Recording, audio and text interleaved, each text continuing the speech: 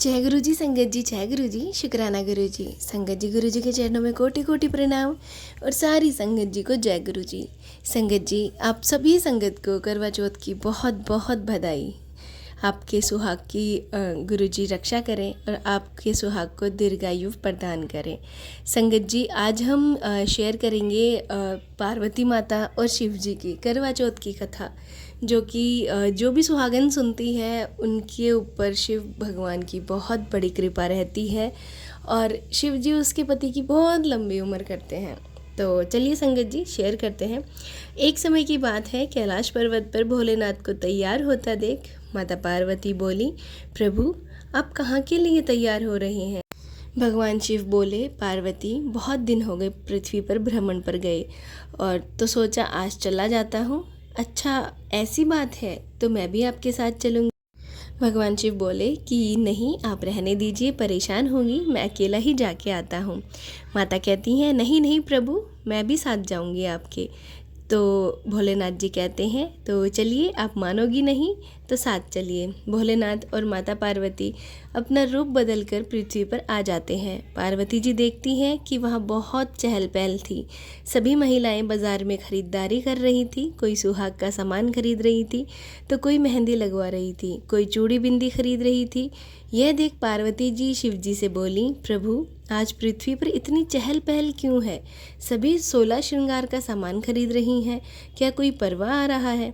हाँ पार्वती, यह सभी औरतें करवा चौथ के पर्व की तैयारियां कर रही हैं। कल करवा चौथ है।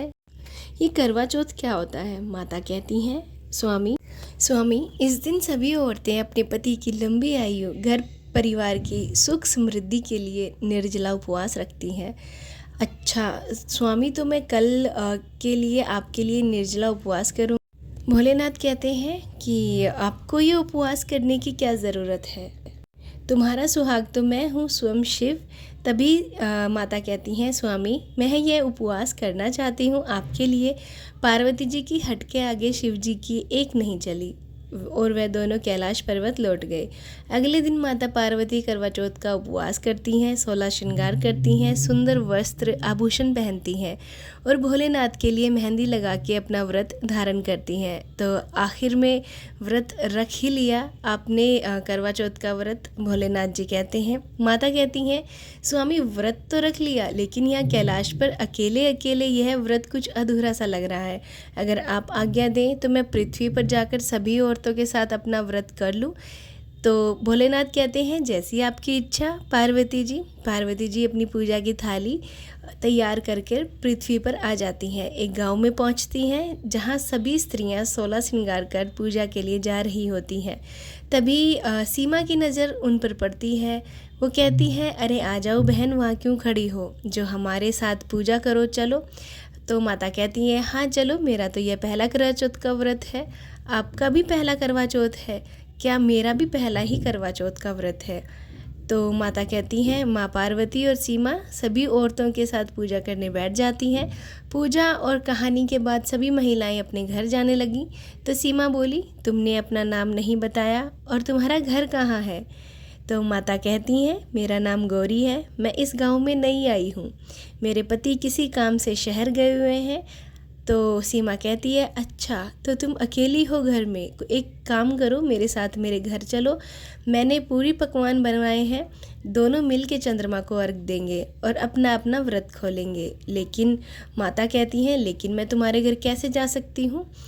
तो सीमा कहती हैं, कोई बात नहीं, मेरे घर को अपना घर समझो, त्योहार है, त्योहार पर अकेले तुम क्या भोजन पकाओगी?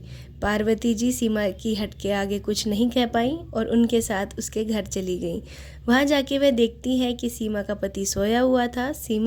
माता कहती हैं, सीमा यह तुम्हारे पति इस वक्त सोए हैं? तो सीमा कहती है, हाँ गौरी, यह मेरे पति हैं, एक सड़क हादसे के बाद इनके दोनों पैरों में काम करना बंद कर दिया, तब से यह बिस्तर पर ही है। माता कहती हैं, बहुत दुख हुआ जान के, कोई बात नहीं, भगवान ने चाहा तो ये जल्द ही ठीक हो जाएंगे, चलो छत पे चलते हैं। वो दोनों छत पे जाके चांद के निकलने का इंतज़ार करने लगती हैं। चांद निकलते ही सभी औरतें चांद को अर्घ देकर अपना अपना व्रत खोलने लगी। तभी सीमा बोली, गौरी तुम भी चांद की पूजा कर लो और अपना व्रत खोल लो। तो माता कहती हैं, नहीं सीमा, मैं चांद की नहीं बल्कि अपने पति की पूजा करके अपना व्रत खोलूँगी। तो सीमा कहती हैं, लेकिन तुम्हारे पति तो शहर गए हुए हैं। तब अचानक भोलेनाथ माता पार्वती को चंद्रमा में दर्शन देते हैं और माता पार्वती उनकी पूजा करती हैं। सीमा समझ जाती है, जिसे वह गौरी समझ के अपने साथ अपने घर लाई है, वह स्वयं माता पार्वती। सीमा कहती है, यह क्या माता, आपने तो मुझे पाप का भागी बना दिया। आप स्वयं मेरे घर आई और मैं आपको पहचान भी नहीं पाई। माता कहती हैं, सीमा, मैं तुम्हारे स्वभाव से बहुत प्रभावित हुई हूँ और मैं तुम्हारे पति को स्वस्थ जीवन और लंबी आयु का आशीर्वाद देती हूँ।